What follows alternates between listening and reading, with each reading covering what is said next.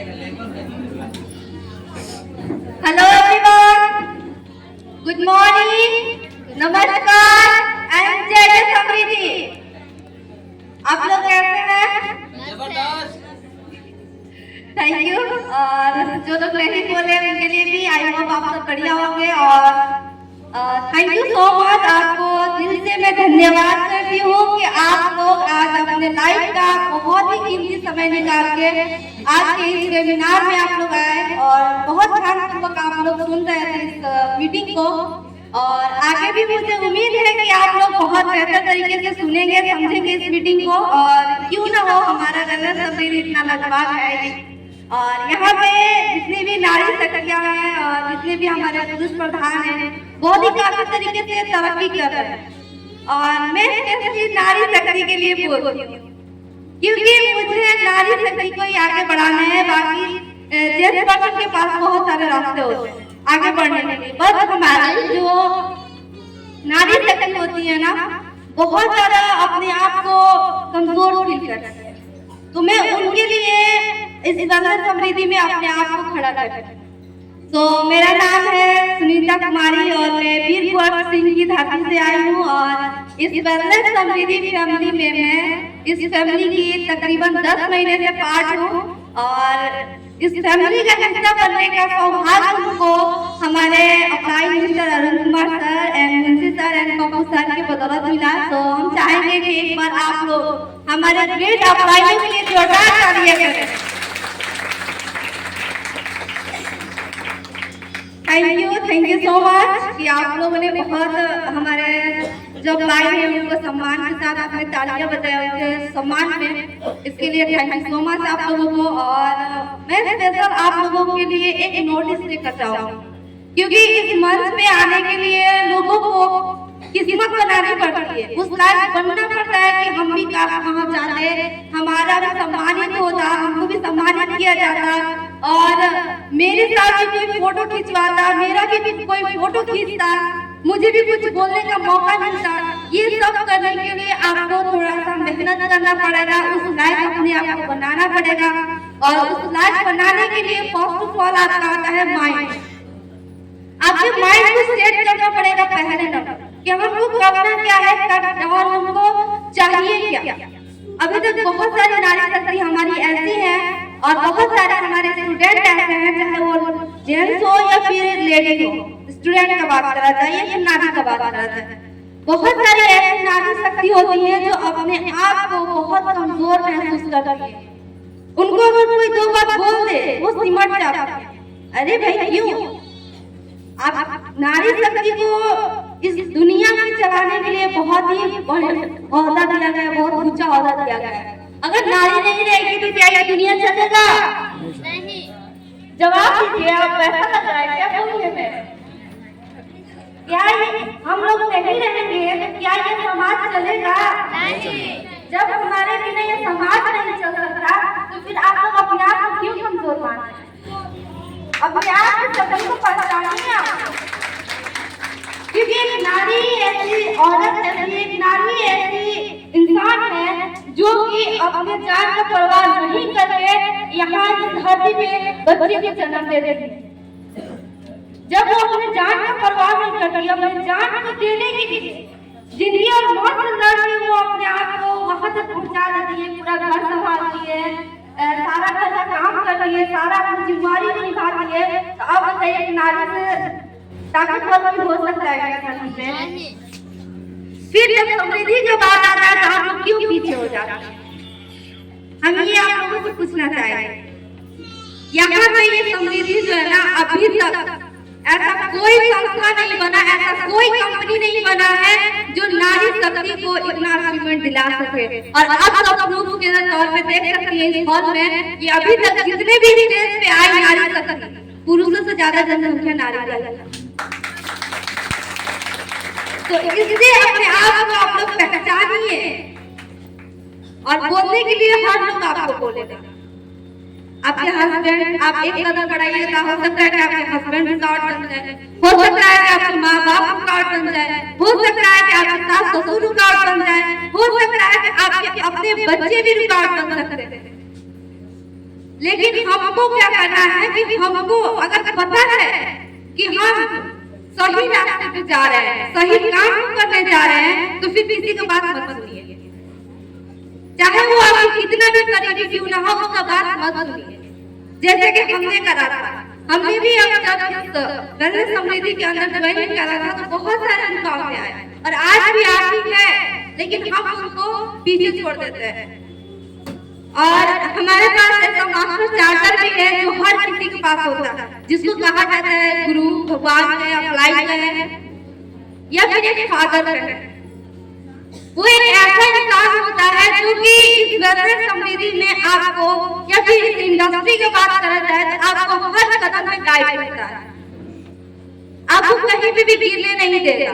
तो यहाँ पे सपोर्ट भी भरपूर मिल रहा है और इतना सपोर्ट सहयोग मिलने के बाद भी हम सब पीछे रह जा रहे हैं, तो ये तो गलत बात है, ये ऑब्वियसली गलत बात है।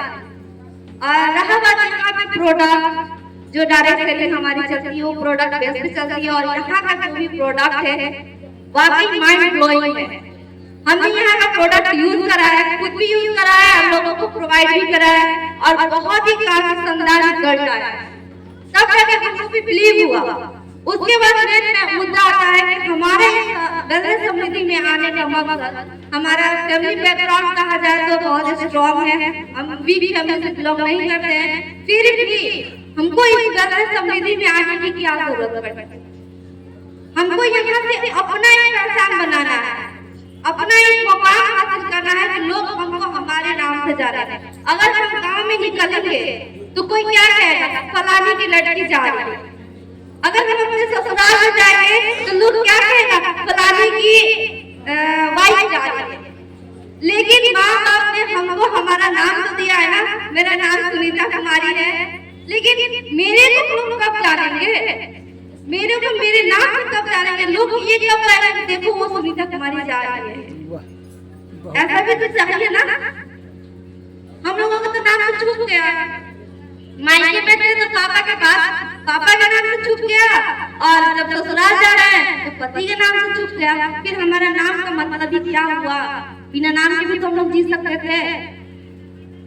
तो यहाँ से हमको अपना एक नाम बनाना है। उसके बाद आपको एक और बात बता दूं कि आज ही का केस है, आज मॉर्निंग का केस है। हमने एक मॉर्निंग में एक ऐसी महिला को देखा जिसका हस्बैंड वो थोड़ा सा अपने घर से बाहर क्या थी, अपने रिश्तेदार के यहाँ गई थी, उसके हस्बैंड कॉल करने के बाद उनको इतना गाली सुना रहे थे, इतना गाली दे रहे थे, जो गाली उनको नहीं देना चाहिए था उनके हस्बैंड वो गाली उनको दे रहे थे। अब वो औरत अबला करे तो क्या, बेचारी फूट फूट के रोने लगी। उस वक्त हमको ये मान गया कि आज वो अपने हस्बैंड का गाली इसलिए सह रही है, अपने हस्बैंड का मार इसलिए सह रही है क्योंकि उसने लाइफ में आज तक कुछ किया ही नहीं, इसलिए वो अपने हस्बैंड का मार सह रही है, गाली सह रही है।